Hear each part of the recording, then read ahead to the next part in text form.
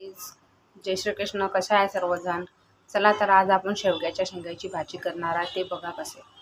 पहिले लागणार आपल्याला हे खडे मसाले एवढे: अद्रक, लसण, जिरं, मिरे, लवंग, ते एक फूल असतं त्याचं नाव मला माहिती नाही आहे ते, आणि तेजपत्त्याचे पानं नाही आहे माझ्याकडे तर मी नाही टाकणार, आणि लाल मिरची आणि खोबरा किस आणि 2-3 काजूचे तुकडे.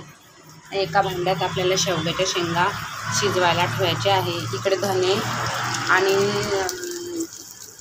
कांदा हे थोडं आपल्याला परतून घ्यायचं आहे.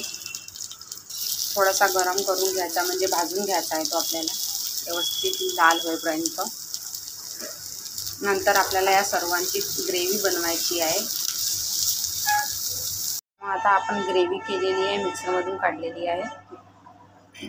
इकडे आपल्याला एका कढईमध्ये तेल ठेवायचं. कढई गरम करायला ठेवायची आहे आणि त्याच्यात थोडंसं तेल टाकायचं आहे. तेल मी थोडं जास्तच टाकणार आहे, कारण मसाल्याच्या भाजीमध्ये तेलाची असली तर तेव्हा ती चांगली लागते. मी एवढं सारं तेल टाकलेलं आहे बघा. इकडे कढई तापलेली आहे, त्याच्यात थोडंसं जिरं, मोहरी, जिरं आणि मोहरी, थोडंसं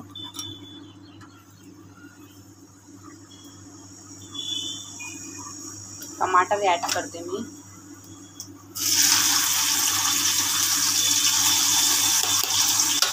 नंतर याच्यामध्ये ग्रेव्ही सोडून देणार आहे. ही ग्रेव्ही सोडली की तेलात होऊ द्यायची.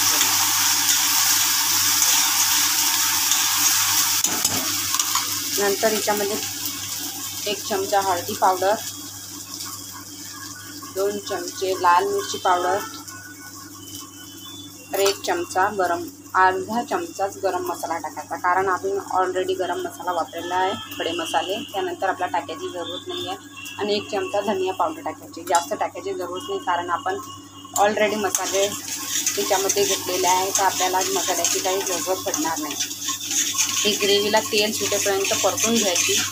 एकदम तेल सुटते या ग्रेव्हीला, तोपर्यंत आपल्याला ही परतून घ्यायची आहे. चला तर बघा, आपल्या भाजीला अशा प्रकारे तेल सुटलेलं आहे, तुम्ही बघू शकता. आणि आता आपल्याला या भाजीमध्ये जेवढं पाणी ॲड करायचं तेवढं पाणी ॲड करायचं. तुम्हाला जेवढी लागेल तेवढी ग्रेव्ही बनवायची. मला तर एवढीच हवी आहे, कारण मी याच्यामध्ये शेवग्याच्या शेंगा अजून टाकायच्या राहिलेल्या आहे. आता ह्या शेवग्याच्या शेंगा आपल्याला याच्यामध्ये टाकून द्यायच्या आहे आणि आपल्याला एक उकळी येईपर्यंत